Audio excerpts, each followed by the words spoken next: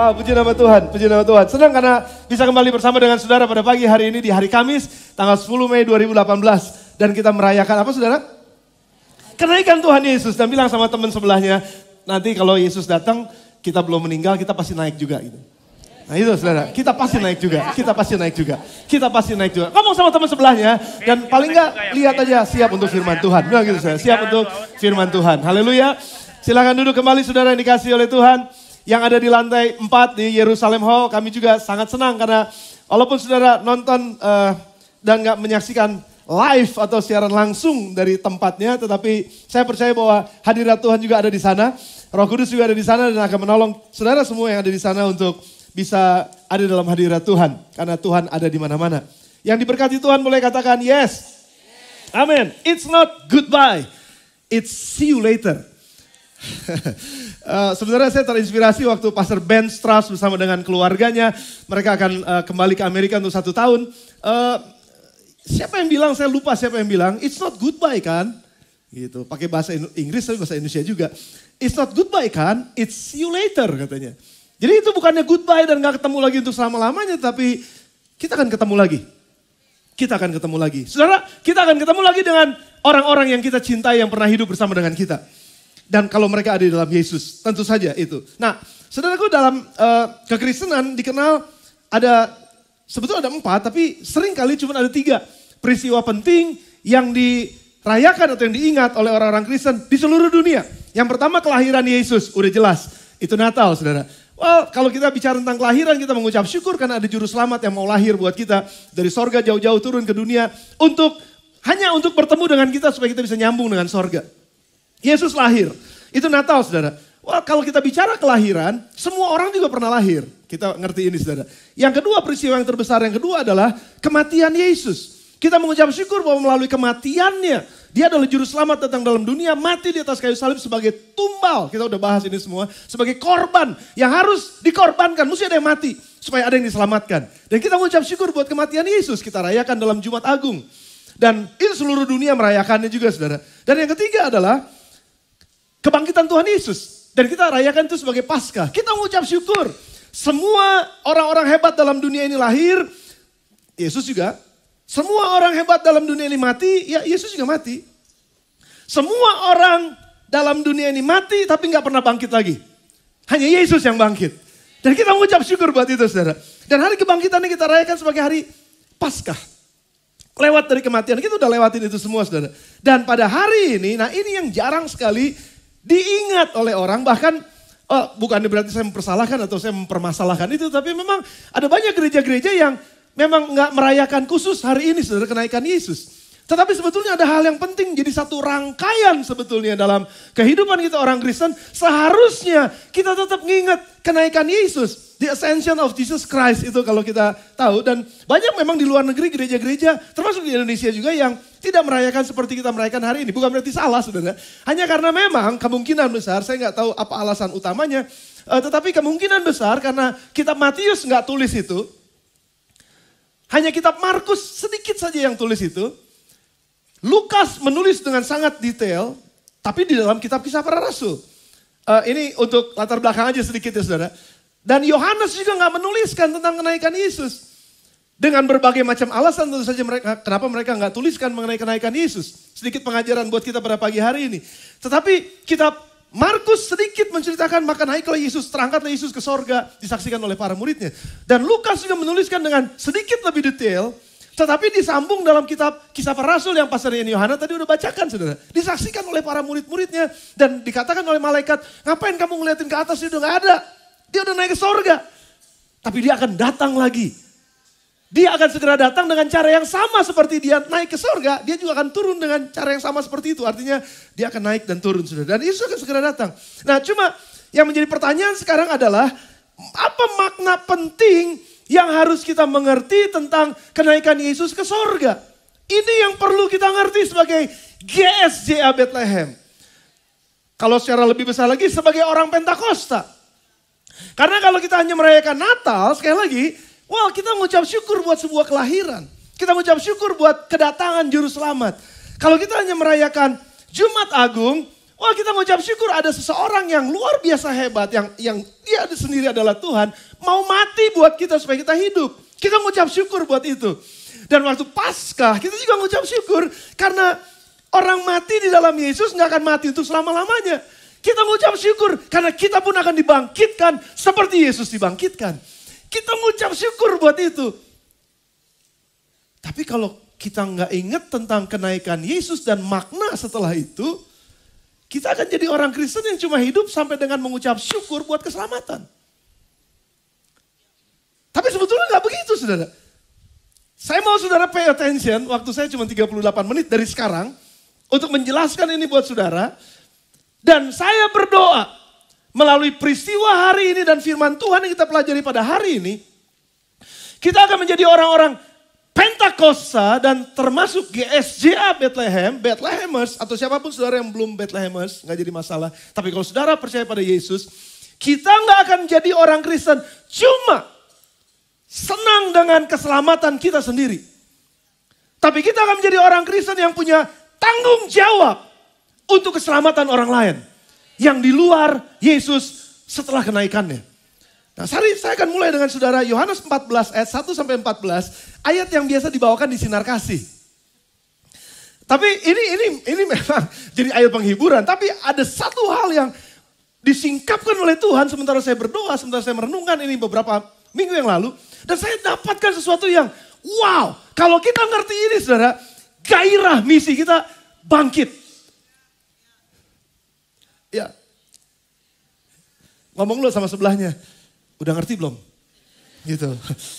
Iya jelas aja belum ngerti, soalnya belum dibukain. Saya akan bukakan buat saudara. Yohanes 14, ayat yang pertama sama dengan ayat yang ke-14. Mari kita baca sama-sama. Janganlah gelisah hatimu, karena waktu itu Yesus sudah mau pergi. Sebenarnya Yesus sudah mau mati, lalu Yesus ya akan segera pergi. Tapi ini dijelaskan luar biasa oleh Yohanes, saudara. Yohanes tulisan dengan sangat luar biasa, walaupun dia nggak menceritakan tentang kenaikan Yesus secara fisiknya, tetapi dia menceritakan apa yang akan terjadi setelah kenaikan Yesus. Yohanes menuliskan pasal 14. Nanti saudara baca dengan teliti di rumah, saya bahas buat saudara pada pagi hari ini. Janganlah gelisah hatimu, percayalah kepada Allah. Percaya juga kepadaku, kata Yesus. Ini masa-masa terakhir Yesus ada dalam dunia. Di rumah Bapakku banyak tempat tinggal. Jika tidak demikian, tentu aku mengatakannya kepadamu. Sebab aku pergi ke situ, nyediain tempat bagimu. Pengharapan luar biasa. Dan apabila aku telah pergi ke situ dan telah menyediakan tempat bagimu, I am coming. Saya akan datang lagi dan membawa kamu ke tempatku supaya di tempat di mana aku berada, kamu pun berada. Haleluya, ayat 4. Dan kemana aku pergi, kamu tahu jalan ke situ. Sampai sini dulu stop. Kita akan lanjutkan ayatnya. Saudara, sangat jelas bahwa Yesus sedang berbicara tentang sorga. Sebuah tempat di mana nanti kita akan bertemu dengan dia, ngumpul sama-sama dengan dia. Dan itu yang disebut dengan heavenly realms. Alam roh, alam sorgawi yang gak kelihatan. Kita gak bisa lihat, itu namanya dunia lain. Jadi kita gak bisa lihat karena dunia kita bisa kelihatan. Tapi ini dunia lain sebetulnya yang gak kelihatan. Tetapi di mana Tuhan tinggal di situ. Yesus ada di situ, Allah Bapa ada di situ, Roh Kudus ada di situ, Tritunggal ada di situ. Dan kita satu saat akan ketemu dengan mereka ini, yang adalah satu kesatuan yang kita sebut dengan Allah Bapa, Anak dan Roh Kudus. Kita akan bertemu dengan mereka di tempat yang namanya surga. Aku udah siapkan tempat karena di tempat rumah Bapakku ada begitu banyak tempat tinggal. Namun aneh saudara, kalau kita baca ayat-ayat selanjutnya, kadang-kadang kita nggak ngerti. Sering kali saya juga nggak ngerti, namun saya dibukakan kebenaran ini oleh Tuhan. Sementara saya merenungkan dalam konteks kenaikan Tuhan Yesus, kenapa Yesus mesti pergi? Kenapa dia mesti pergi dan menyediakan tempat buat kita? Kerjaan dia kan belum beres. Kerjaan keselamatan untuk supaya orang yang diselamatkan ini masuk ke sorga kan belum beres. Kenapa dia mesti cepat-cepat pergi? Sudah bersama dengan saya gak? Dan dia bilang dia mau siapin tempat di alam yang gak kelihatan itu, di sorga itu. Tetapi kan masih begitu banyak orang yang belum percaya kepadanya. Yang juga gak mungkin bisa masuk ke tempat yang dia siapin, yang udah begitu banyak tempat yang dia siapin. Tapi kan banyak yang belum selamat. Banyak orang yang belum percaya pada Yesus supaya bisa masuk ke sana. Jadi ngapain dia pergi dan nyiapin tempat? Waktu kita coba baca terus sudah ke bawah, saya coba baca terus ke bawah. Ada percakapan dengan para murid. Saudara tolong perhatikan, jangan ada yang lamun ya. Karena ini penting buat kita. Pada saat percakapan dengan para murid, ada kata-kata yang kayaknya doesn't make sense kalau itu cuma bicara dalam dimensi sebuah tempat. Yesus sedang bicara pada satu dimensi yang lebih dalam sebetulnya. Bahwa tempat itu sudah dimulai sebetulnya sekarang. Sementara kamu nanti hidup seperti aku hidup, nanti saya jelaskan sedikit. Maka kamu akan, di mana aku ada, kamu akan ada di situ. Di mana aku ngalamin sesuatu, kamu juga akan alamin itu. Tapi sekarang, itu bahasanya itu sekarang saudara. Enggak nanti, sekarang. Nah, saya mau kasih ilustrasi ini buat saudara. Kita ada di mana sekarang? Udah, nggak usah dipikirin lama-lama. Kita ada di mana? Oke, ada di Bogor, ada di Indonesia. Kita ada di Bethlehem Halls, GSJ Bethlehem. Kecuali yang ada di Yerusalem Hall. Oke lah, let's say kita semua ada di GSJ Bethlehem. Kita ada di gedung GSJ Bethlehem. Tapi apa yang kita lihat di Bethlehem Hall, nggak dilihat oleh yang ada di Yerusalem Hall. Follow me, ikutin saya. Apa yang Yerusalem Hall, orang-orang di Yerusalem Hall lihat, kita nggak lihat. Karena kita nggak ada di tempat mereka. Dan siapapun yang ada di Yerusalem Hall nggak ngalamin apa yang kita alamin di tempat ini Bethlehem Hall. Karena mereka nggak ada di tempat kita.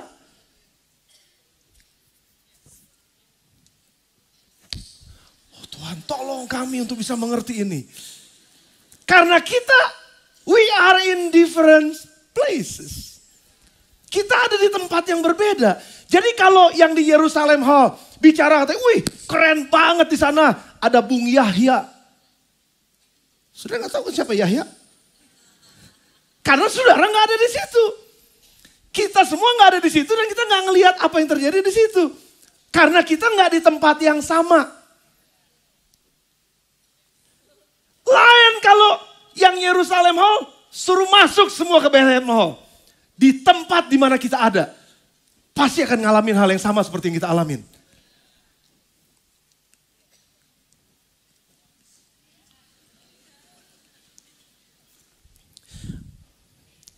Satu lagi contoh.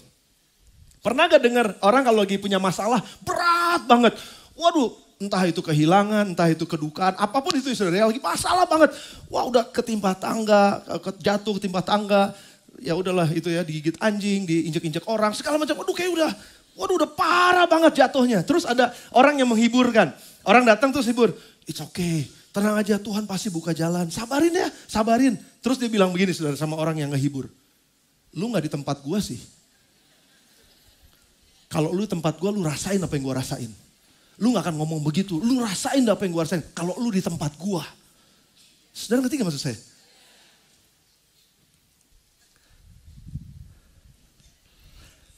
Dimensi yang berikutnya sebenarnya Yesus lagi bilang gini loh.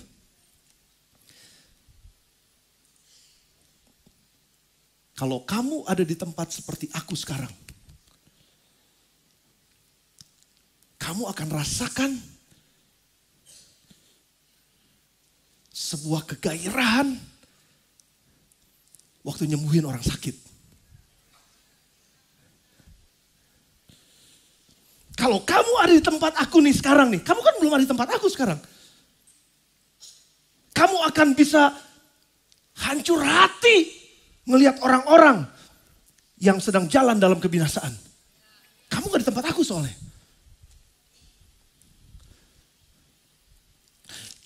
Kalau kamu ada di tempat aku, kamu akan ngerasain sensasinya.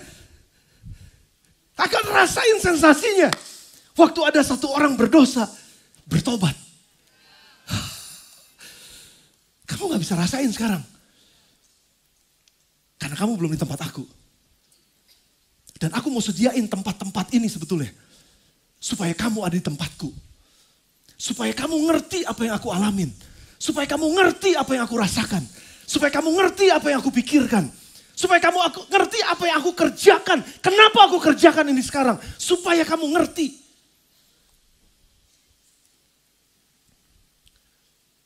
Kamu gak ngerti. Kenapa kelihatannya aku bodoh, mati buat orang berdosa. Kamu gak ngerti karena kamu gak ada di tempatku. Tapi kalau kamu ada di tempatku, dan kamu ngelihat betul-betul butuh banget keselamatan orang ini.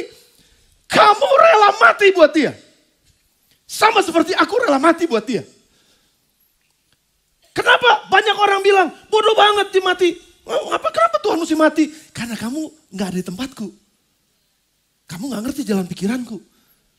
Kamu gak ngerti apa yang aku lagi perbuat. Kamu gak ngerti maksudku. Karena kamu gak ada di tempatku. Di rumah Bapakku, di tempatku nih. Di mana Bapak ada.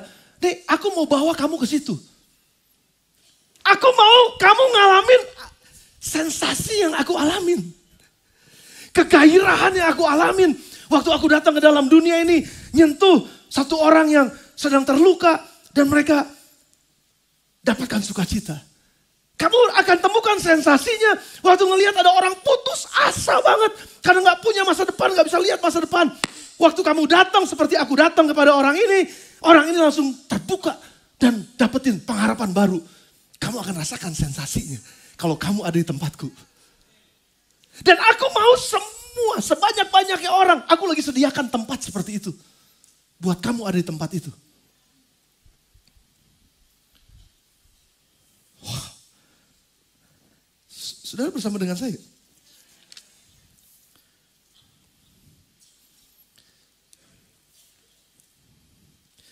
Ayat 1 sampai dengan ayat 4 tadi kita udah baca.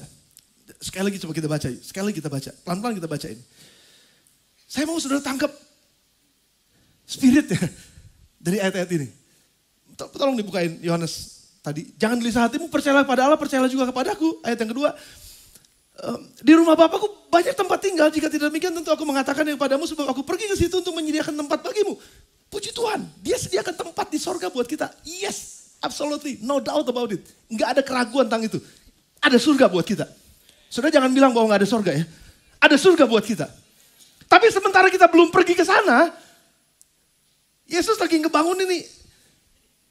Saya nggak tahu saudara suka apartemen apa landed house. Saya nggak tahu. Kalau saya suka landed house yang ada kebun itu lebih enak. Bapak lagi siapin, Tuhan Yesus lagi siapin maksud saya. Jika tidak demikian tentu aku mengatakannya padamu sebab aku pergi situ untuk menyediakan tempat bagimu. Tapi terus ayat yang ketiga.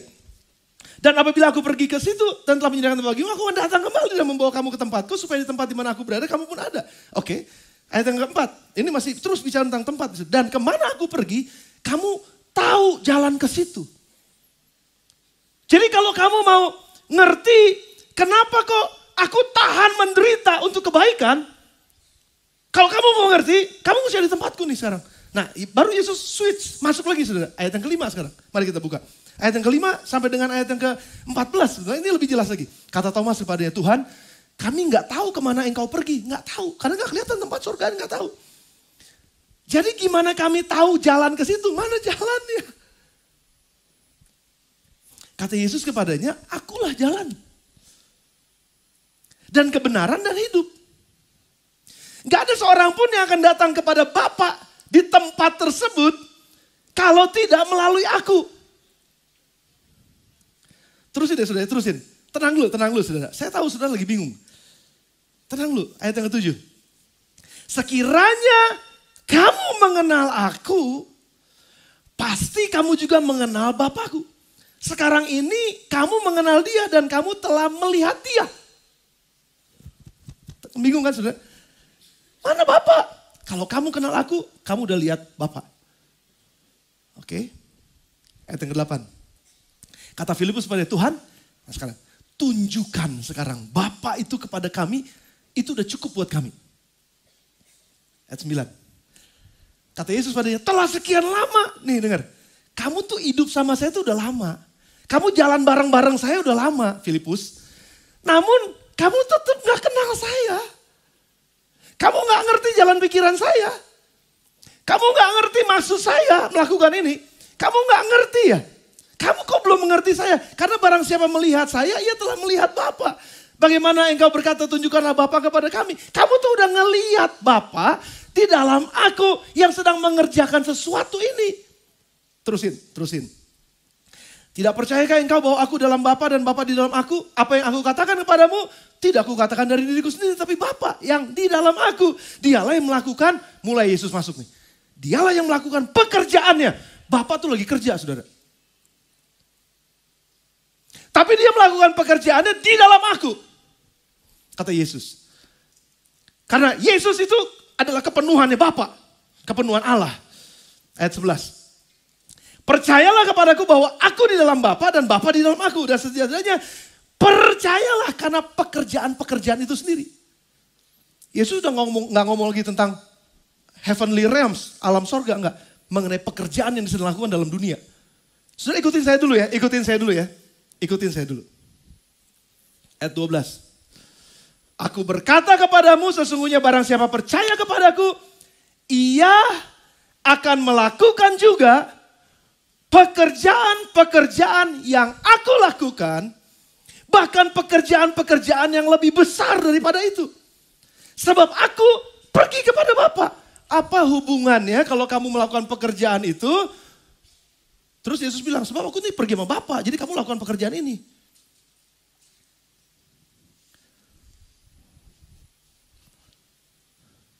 Ayatnya jangan dihilangin.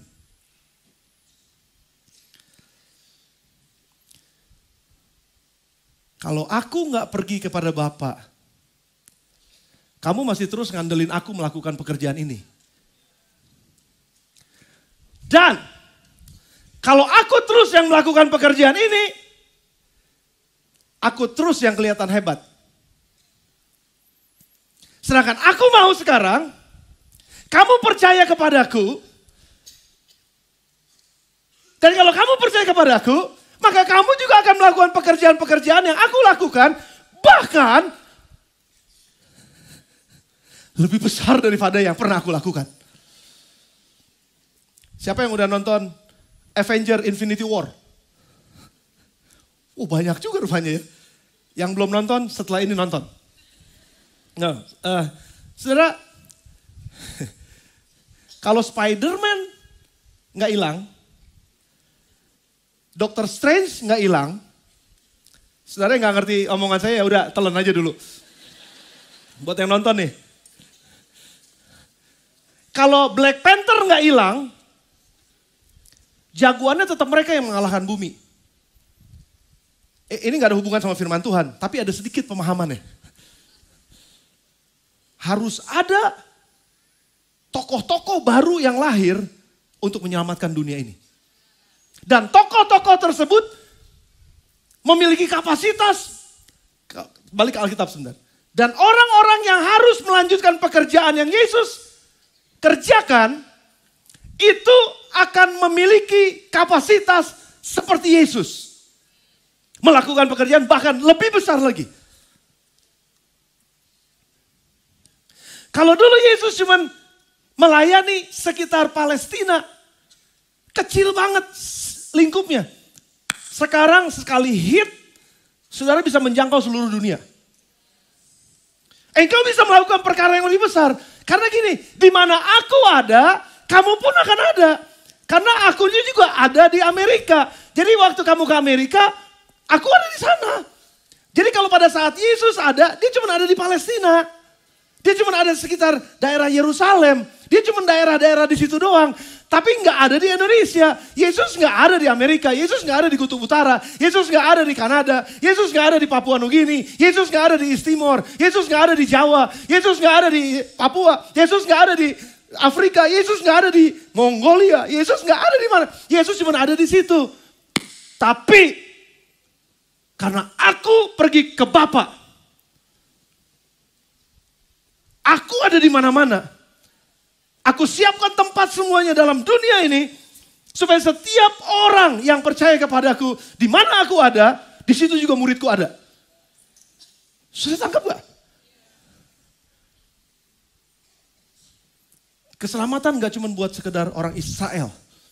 Keselamatan buat seluruh dunia. Karena seluruh dunia ini miliknya Tuhan. Karena dia ada di seluruh dunia. Kalau dia ada di seluruh dunia, muridnya pun harus ada di seluruh dunia.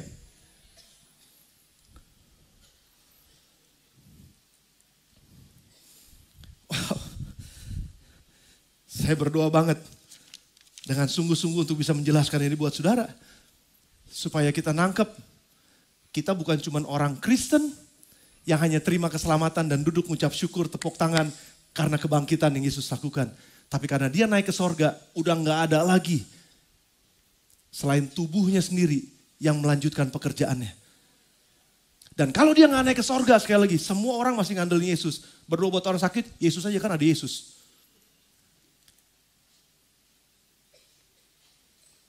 Ada orang-orang yang sedang bermasalah di dalam rumah tangganya. Yesus aja, Yesus paling jago tuh konselingnya. Yesus gak mau. Dia sengaja, saya mesti pergi ke rumah Bapak supaya barang siapa yang percaya kepadaku akan melakukan juga perkara-perkara pekerjaan-pekerjaan yang pernah aku lakukan. Aku pergi nyiapin tempat. Bukan Yesus mabur ya. Bukan Yesus kabur loh. Supaya tubuhnya melanjutkan pekerjaannya dalam dunia ini. Jadi kalau kita cuman sekedar stop sampai kebangkitan Yesus dan gak pernah merayakan kenaikan Yesus, kita gak pernah ngerti tugas ini. Church, gereja, kita dipanggil untuk lanjutin kerjaan Yesus. Bukannya kerjaannya The Avengers, menyelamatkan dunia ini. Karena itu karton. Bukan kerjaannya Spider-Man, bukan kerjaannya si Stark yang jadi Iron Man untuk menyelamatkan dunia ini.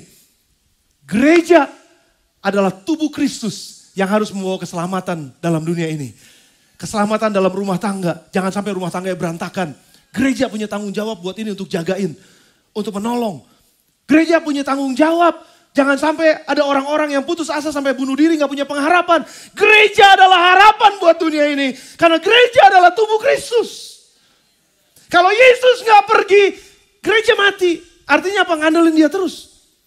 Tapi justru Yesus mau supaya gereja tubuhnya hidup. Kepalanya betul dia. Firman itu adalah dia sendiri yang mengendalikan tubuhnya untuk bergerak dan melayani dalam dunia ini. Dan dia akan menyertai kita. Jadi kalau kita sebagai orang Kristen cuma diam setelah terima keselamatan, ngucap syukur buat Natal, ngucap syukur buat Jumat Agung, ngucap syukur buat Paskah, yes, satu saat saya akan dibangkitkan. Tapi do nothing, nggak lakukan apapun dalam dunia ini, kita belum jadi orang Kristen yang sempurna. Orang Kristen yang sempurna adalah mereka yang melakukan pekerjaan Yesus dan melanjutkan pekerjaan yang dia pernah lakukan.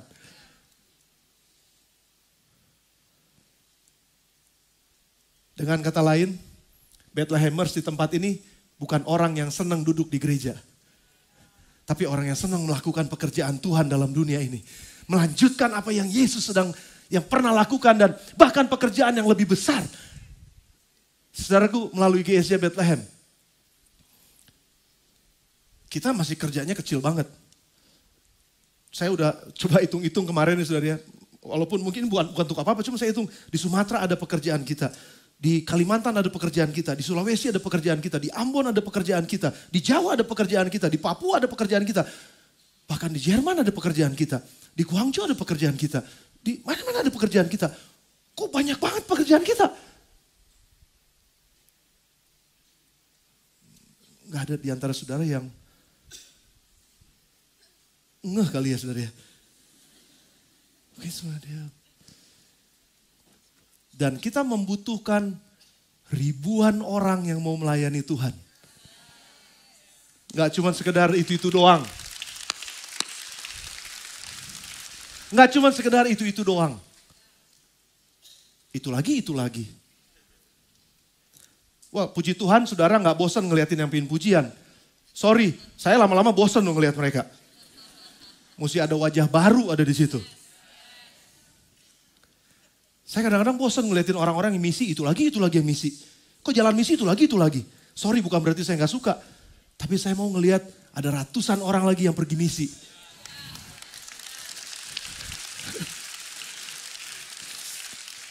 Sorry, saya juga agak sedikit bosan ngelihat yang konselor pernikah itu lagi. Ada begitu banyak ini yang pernikahannya juga bisa dipakai sama Tuhan untuk nolongin orang-orang yang bermasalah dalam pernikahannya.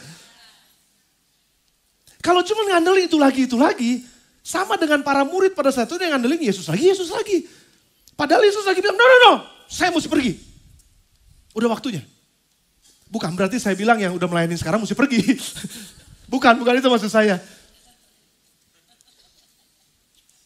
Karena dunia yang sedang kita layani ini begitu besar.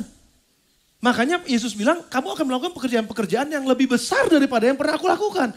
Karena duniamu sekarang lebih besar.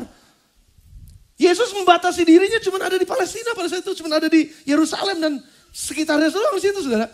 Dia membatasi dirinya cuma di situ. Tapi waktu dia naik ke sorga, makanya kenapa dia bilang, pergilah, jadikanlah semua bangsa muridku. Baptislah mereka dalam nama Bapa dan Anak dan Roh Kudus. Itu adalah tugas kita. Itu bukan tugas Yesus. By the way, membaptis itu bukan tugas gereja. Bukan tugasnya pendeta maksud saya. Tuh kan, saudara gak setuju sama saya sih. Oh ini pastor ada yang mau dibaptis nih. Ya udah baptis. Ya, emang dia siapa yang kenalin sama Yesus? Saya yang bukainnya, saya yang ajakin dia ini.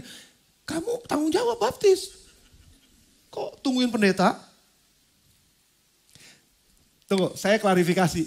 GSJA di Indonesia memang punya aturan pendeta yang membaptis. Jadi, kalau ada memang mau dibaptis, jangan itu diserahin sama pendeta. Yang ngajakin atau yang membawa orang itu kenal Yesus, dia adalah orang tua rohaninya loh. Dan dia yang harus ajak orang ini datang, kenalin sama pendeta, ya biar pendeta aja yang atas nama kamu ya, saya baptiskan. Kalau dosanya panjang, banyak, lamaan. Gitu aja udah, ya kan? Kalau dosanya sedikit ya udah, langsung bangun gak apa-apa. Nah, artinya gini saudara, ini bukan tanggung jawab pendeta. Bukan cuma tanggung jawab pendeta. Ini tanggung jawab semua orang percaya. Karena kita semua orang percaya adalah tubuh Kristus.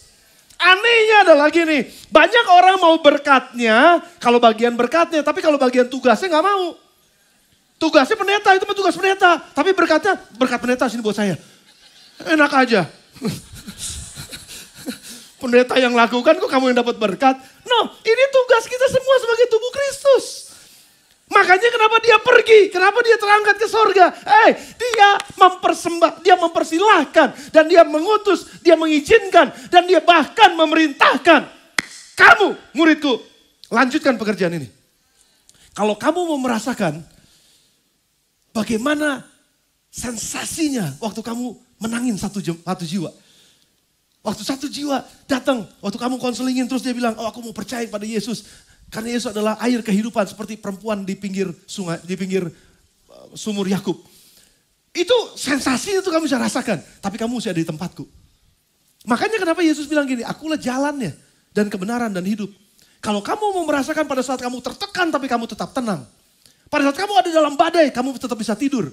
Itu kan sensasi Yesus kan. Kalau kamu mau merasakan itu, berjalanlah di jalanku. Lakukanlah kebenaranku. Dan hiduplah dalam kehidupanku. Karena akulah jalan dan kebenaran dan hidup. Kalau kamu lakukan ini, semuanya di dalam aku, kamu ada di tempatku. Kamu akan rasakan apa yang aku rasakan. Kamu akan ngalamin apa yang aku alamin. Kamu akan punya hubungan dengan Bapa di sorga. Seperti aku punya hubungan dengan Bapa di sorga. Kalau kamu hidup dalam jalannya, dalam kebenarannya, dan dalam kehidupannya.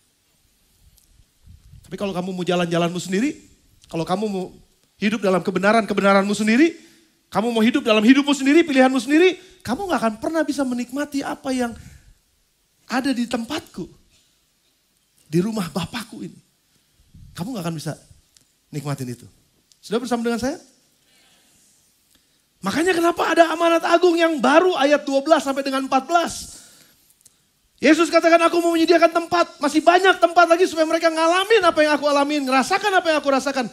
Yohanes pasal 15 ayat 14 Yohanes pasal 14 tadi, tolong bukain lagi 12 dan 14. Aku berkata padamu, sungguh barang siapa percaya kepadaku, ia akan melakukan juga pekerjaan-pekerjaan yang aku lakukan. Bahkan pekerjaan-pekerjaan yang lebih besar daripada itu. Sebab aku pergi kepada Bapa. Karena aku udah pergi kepada Bapa, jadi kamu yang lanjutkan pekerjaannya. Dan ini amanat agung dalam versinya Yohanes. Dan apa juga yang kamu minta dalam namaku, sementara kamu melakukan pekerjaan itu, jangan salah konteksnya. Aku akan melakukannya. Supaya Bapa dipermuliakan dalam anak. Ada banyak orang salah konteksnya begini. Ini kan ayatnya, apa aja yang kamu minta dalam namaku, aku akan memberikannya. Yesus akan memberikan. Jadi mari kita minta apa aja. Lagi melakukan pekerjaan Bapa gak? Kalau tidak sedang mengerjakan pekerjaan Bapa, jangan coba-coba minta. Gak akan dikasih.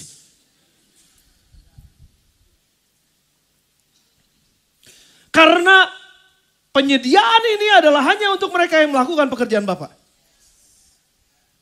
Jangan heran kalau saudara lagi minta sesuatu sementara saudara sedang tidak mengerjakan pekerjaan Bapa dan saudara tidak dijawab doanya. Sementara ada orang hidup di dalam dosa dan luar biasa jauh dari Tuhan. Lalu pegang ayat ini, apa saja yang kamu minta aku akan berikan. Tuh Yesus kamu udah bilang kan, kok gak dikasih? Karena kamu gak lagi mengerjakan pekerjaan Bapa. Kalau kamu mengerjakan pekerjaan Bapa, janji Yesus adalah minta apa aja kebutuhanmu. Saya sedang minta nih, saudara gak perlu tahu apa yang saya sedang minta. Tapi saya sedang minta karena saya sedang melakukan pekerjaan Bapa. Saya yakin percaya, doa saya pasti dijawab. Karena saya sedang melakukan pekerjaan Bapa. Dan apapun juga kamu minta dalam namaku, aku akan melakukannya supaya Bapa dipermuliakan dalam anak. Ayat 14. Jika kamu minta sesuatu kepadaku dalam namaku, aku akan melakukannya. Oke? Sudah jelas dengan sampai sini? Intinya adalah lakukan pekerjaan yang Yesus lakukan. Lanjutkan pekerjaan yang Yesus kerjakan. Kalau aku nggak pergi kata Yesus, kamu akan terus mengandalkan aku kata Yesus. Dan terus akan melakukannya ya aku lagi. Sekarang enggak, sekarang giliran kamu. Namun, it's not goodbye. Waktu Yesus terangkat sudah, it's not goodbye, but it's see you later. I'm coming back. Saya akan datang kembali. Tapi meanwhile, sementara itu, Kisah Rasul 1 ayat 1 sampai dengan ayat yang ketiga. Mari kita buka dulu saudara. Kisah Rasul 1 ayat 1 sampai dengan 3. Ayat Theophilus dalam buku yang pertama, aku menulis tentang segala sesuatu yang dikerjakan dan diajarkan Yesus. Ayat 2. Sampai pada hari ia terangkat, sebelum itu ia telah memberi perintahnya oleh Roh Kudus kepada rasul-rasul yang dipilihnya. Saudara perhatikan. Kepada mereka yang menunjukkan dirinya setelah penderitaannya selesai. Ini sebelum dia naik. Dan dengan banyak tanda yang membuktikan bahwa ia hidup. Sebab selama 40 hari, saudara lihat. Ia berulang-ulang menyatakan diri dan berbicara kepada mereka tentang apa saudara? Kerajaan Allah. Dengan kata lain begini saudara. Sebelum Yesus naik, dia ngajar tentang kerajaan sorga. Ini yang harus kamu perhatikan, pengajaran ini yang harus kamu perhatikan, ini yang perlu kamu ajarkan nanti. Sampai nanti aku datang. Aku naik, sekarang sebelum aku naik aku ajarkan ini dan kamu harus hidup di dalamnya sampai aku datang. Oke, saudara bersama dengan saya? Tentang kerajaan sorga. Dan dari sedemikian banyak pengajaran tentang kerajaan sorga, ada 3 bagian pengajaran kerajaan sorga yang Yesus ajarkan sebelum dia naik ke sorga. Atau kerajaan sorga yang menyambut kedatangan Yesus yang kedua kali. Pengajaran tentang kerajaan sorga yang menyambut kedatangan Yesus 2 kali. Ada 3. Matius 25 ayat 1 sampai 46. Saya gak baca semua saudara. Tapi ada 3 bagian. Saya mau saudara catat ini baik-baik. Sementara kita nunggu kedatangan Yesus. Dia sudah naik ke sorga. But dia akan segera datang untuk yang kedua kali. Sementara dalam waktu ini. Dalam jeda waktu ini. Sementara dia sudah naik ke sorga. Namun kita masih tunggu kedatangan yang kedua kali. Sementara ini ada waktu jeda. Apa yang harus kita lakukan? Pengajaran Yesus tentang kerajaan sorga dalam Matius 25 ayat 1 sampai dengan ayat 46 ada 3 bagian. Yang pertama, kerajaan sorga bicara tentang pelita untuk menyongsong mempelai laki-laki. Ayat pertama sampai dengan ayat 13. Kita tahu itu ceritanya ada 5 perempuan atau dara bijaksana dan ada 5 dara yang bodoh. Masing-masing punya pelita loh saudara. Masing-masing membawa lampunya dia, pelitanya. Tapi karena pengantin prianya lama gak datang-datang, ditunggu-tunggu kenapa gak datang-datang, tertidurlah mereka. Tapi sementara yang 5 kenapa disebut bijaksana? Karena mereka membawa cadangan minyak. Sementara yang kedua, 5 perempuan yang kedua, gak bawa cadangan minyak. Karena lama apinya terus nyala, kan kalau minyaknya habis apinya mati. Nah sementara tiba-tiba malam-malam mereka sedang tidur, mereka dikejutkan, mempelai pria datang. Waktu mempelai prianya datang, istilah ceritanya gini saudara, semuanya terbangun dan yang 5 bodoh yang gak punya minyak cadangan, apinya mulai meredup dan mulai mati. Minta sama yang punya lebih, tolong gak bisa, nanti kami juga kurang. Cepet-cepet, mumpung mempelai prianya masih lagi jalan, cepet-cepet beli. Mau beli di mana subuh-subuh? Kecuali di Bogor memang ada jam 2, jam 3 masih ada pasar. Tapi ini udah gak ada apa-apa dan akhirnya mereka tertinggal dan akhirnya mereka ditutup pintu oleh mempelai pria dan akhirnya mereka gak bisa menikmatin apa yang terjadi dalam pesta tersebut. Mereka ada di luar dan mempelai pria bilang gini, aku gak kenal kalian ya, pintu udah tertutup, sorry, gak ada lagi cara, pintu udah tutup. Saudara yang pertama, sementara kita nunggu Yesus datang untuk yang kedua kali, jaga api dalam hidup kita. Let the fire burn. Jangan biarkan rohmu mati. Biarlah rohmu menyala-nyala dan layanilah Tuhan. Tetap rohnya harus menyala. Mesti tetap punya minyak. Bicara tentang apa? Jangan sampai spiritmu mati. Jangan sampai rohmu mati. Jangan sampai semangatmu mati. Jangan sampai karena kekecewaan, karena sakit hati, iri hati, kepahitan dan lain sebagainya. Membuat semangatmu mati. Jangan sampai semangatmu mati. Tetap jaga roh yang ada di dalam kita. Itu pesan yang pertama. Sementara kita nunggu kedatangan Yesus yang kedua kali. Jaga roh kita masing-masing. Jangan sampai hati kita dilukai. Jangan sampai hati kita disakiti. Jangan sampai ngikutin emosi-emosi yang gak perlu. Yang menyebabkan semangat kita mati. Karena kita gak mau pada saat Yesus datang kita kedapatan apinya mati. Amin saudara? Saudara bersama dengan saya? Yang kedua. Yang pertama, jangan pelitamu mati. Jaga pelitamu tetap menyala. Yang kedua, saudara. Kerajaan sorga, itu ayat 14 sampai ayat yang 30, bicara tentang talenta. Kerajaan sorga juga bicara tentang talenta. Nah masing-masing kita diberikan talenta oleh Tuhan. Tapi memang ada yang diberikan 1, ada yang diberikan 2, ada yang diberikan 5. Masing-masing sesuai dengan kesanggupannya. Jadi kalau yang 5 jangan sombong. Yang 1 jangan jadi rendah diri. Yang 2 ya di tengah-tengah kejempet ya. Jadi mau apa tuh? Mau sombong gak bisa, mau rendah diri gak bisa. Yaudah saya terima aja 2. Tapi masing-masing punya. Nah sementara kita nunggu Tuhan datang untuk yang kedua kali. Jangan biarkan talentamu dikubur. Kerjakan apa yang harus engkau kerjakan. Dan berilah kerajaan sorga untung. Kalau saya dapat 5, saya harus bisa kembalikan 10. Kalau saya dapat 2, saya bisa kembalikan 4. Tapi jangan sampai hanya karena saya dapat 1, saya timbun, saya tutup, saya nggak lakukan apapun.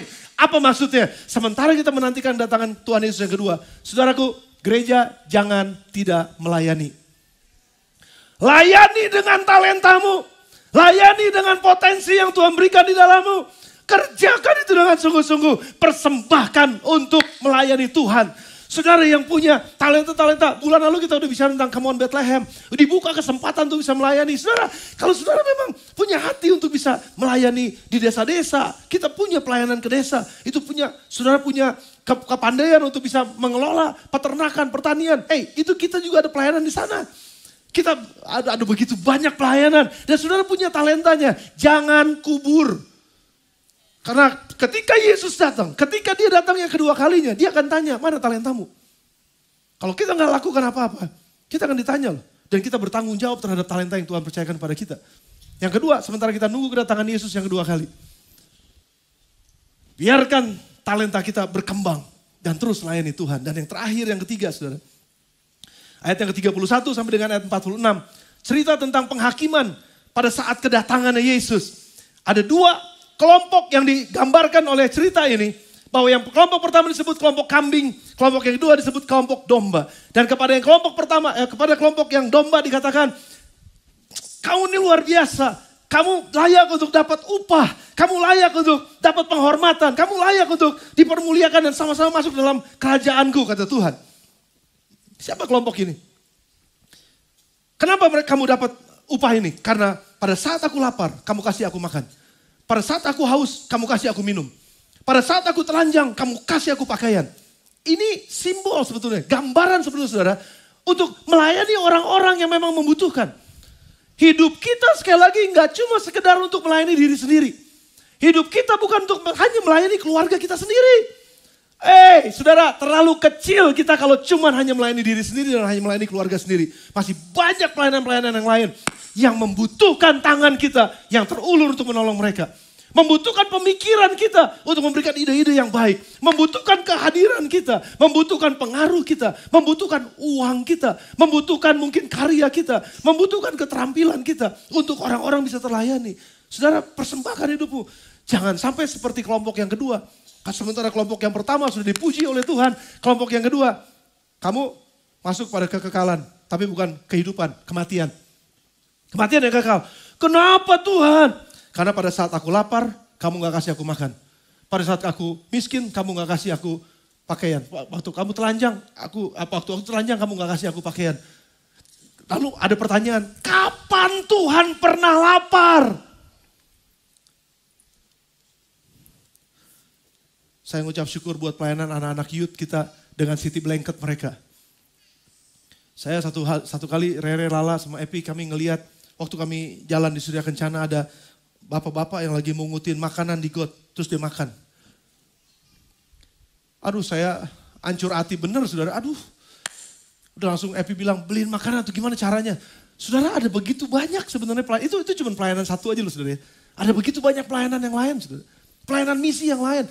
Bagaimana, sudah tahu ya bahwa Yayasan HBLM sekarang ini udah punya pelayanan yang ada di, bukan punya pelayanan, sebelum dipercayakan Tuhan pelayanan di Wamena. Itu rumah obat. Sudah bisa bayangkan anak-anak yang dilahirkan langsung lahir dengan HIV karena orang tuanya HIV.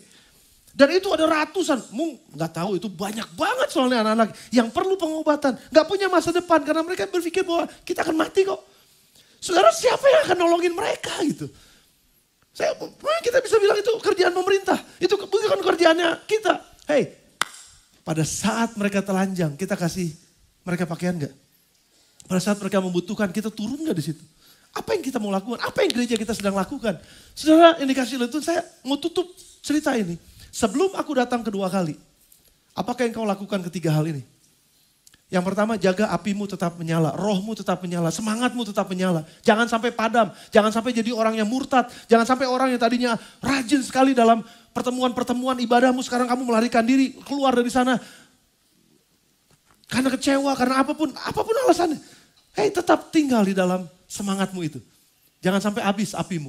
Yang kedua, talentamu.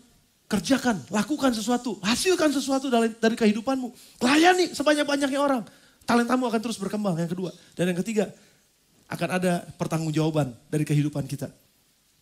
Apakah kita waktu berdiri nanti di hadapan Tuhan ketika dia datang, kita bisa berkata, Tuhan aku udah habis, udah gak ada lagi. Hidupku udah habis kok. Persembahkan semuanya buat Tuhan, buat melayani Tuhan. Buat lakukan apa aja yang Tuhan perlukan di dalam dunia ini untuk melanjutkan pekerjaan Yesus. Aku lakukan semua. Dan Yesus bilang begini, sabaslah hai hambaku yang baik dan setia. Mari masuk dalam kebahagiaan Tuhanmu. Saya rindu banget saudara. Kenaikan Yesus ini akan mengingatkan kita bahwa gereja punya tanggung jawab untuk melanjutkan pekerjaan yang Yesus pernah lakukan.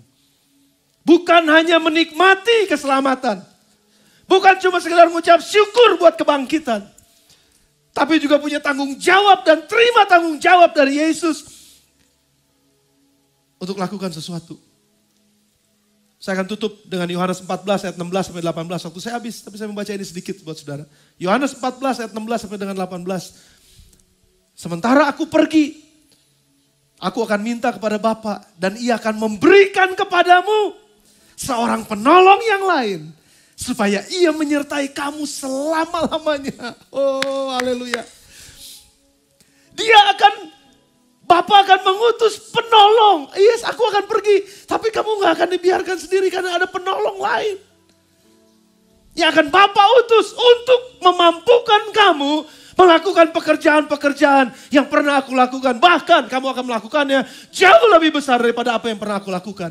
Tapi akan ada penolong yang akan diutus oleh Bapa. Jangan sampai kamu gak dapetin penolong ini.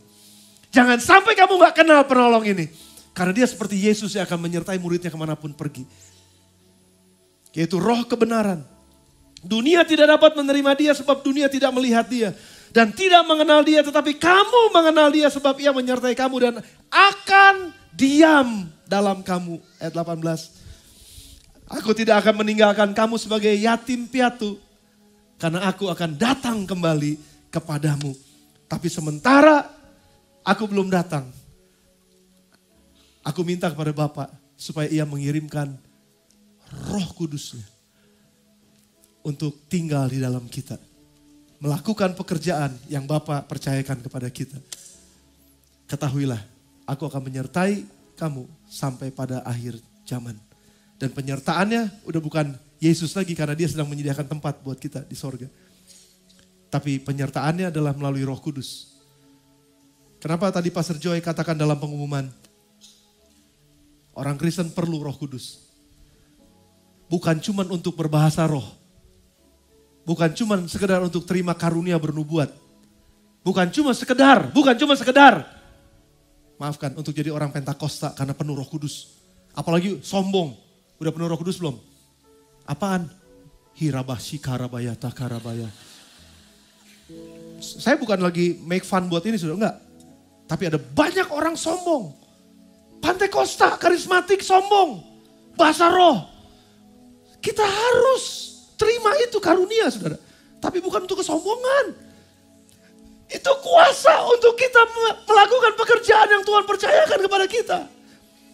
Kalau enggak kita powerless. Kita enggak punya kuasa kalau Roh Kudus enggak turun di atas kita. Makanya kita berdoa dipenuhi Roh Kudus. Dan salah satu tanda dipenuhi Roh Kudus ada berbahasa roh. Tapi bahasa roh bukan tujuan utama. Misi adalah tujuan utamanya. Kita nggak akan pernah bisa lakukan misi kalau Roh Kudus nggak turun di atas kita, saudara. Roh Kudus perlu buat kita. Makanya sekali lagi, kalau Yesus nggak pergi, Roh Kudus nggak akan dicurahkan. Tapi karena dia pergi, penghiburannya buat kita adalah rohnya akan dicurahkan buat kita. Doa 10 hari setelah hari ini, mulai besok. Saudara diundang untuk bisa ikut. Minta kalau saudara belum dipenuhi Roh Kudus. Minta 10 hari kita berdoa sungguh-sungguh. Doa Pentakosta. Saudara akan lihat waktu sudah dipenuhi Roh Kudus. Saudara akan jadi manusia yang berbeda. Sudah diberkati Tuhan? Sudah belajar sesuatu? Mari tundukkan kepala kita sebentar. Datang pada Tuhan.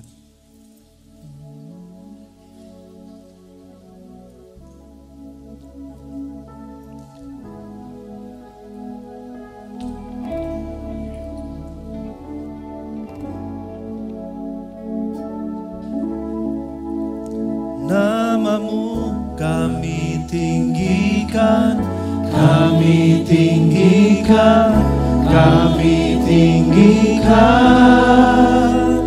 Namamu kami tinggikan, kami tinggikan, kami tinggikan. Mari sembah dia, saudara. Namamu kami tinggikan, Yesus. Kami tinggikan, kami tinggikan. Dan namamu kami tinggikan, kami tinggikan, kami tinggikan.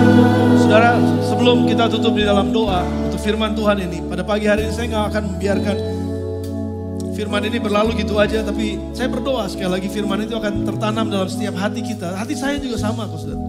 Kita sama, kita dalam posisi yang sama. Saudara yang ada di Yerusalem Hall juga sama. Kita dalam posisi yang sama. Kita mau ada dalam posisinya Yesus saat ini. Masuk kepada jalannya Yesus, hidup dalam kebenarannya Yesus, dalam kehidupannya Yesus. Kita mau menuju ke sana. Dan kita mau tetap jaga semangat kita, roh kita tetap menyala. Api itu tetap menyala. Dan kita juga mau tetap membangkitkan terus dan membangun terus potensi atau talenta yang Tuhan berikan di dalam kita untuk kita bisa persembahkan, dikembangkan dan dimultiplikasikan untuk keuntungan kerajaan sorga, bukan untuk kepentingan sendiri. Dan sekaligus kita tahu juga dan mengerti bahwa satu saat Tuhan datang, kita dimintai pertanggungjawaban untuk itu.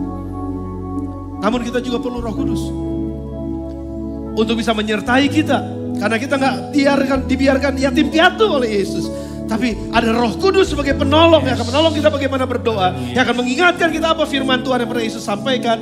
Dan setiap firman yang pernah kita dengar, itu akan diingatkan oleh Roh Kudus. Roh Kudus akan memberi keberanian buat kita untuk berkata-kata. Roh Kudus akan memberikan kuasa buat kita untuk menyembuhkan. Roh Kudus akan memberikan kekuatan dan keberanian buat kita untuk mengatakan kebenaran dan lain sebagainya. Kita butuh Roh Kudus sementara menantikan kedatangan Yesus yang kedua kali.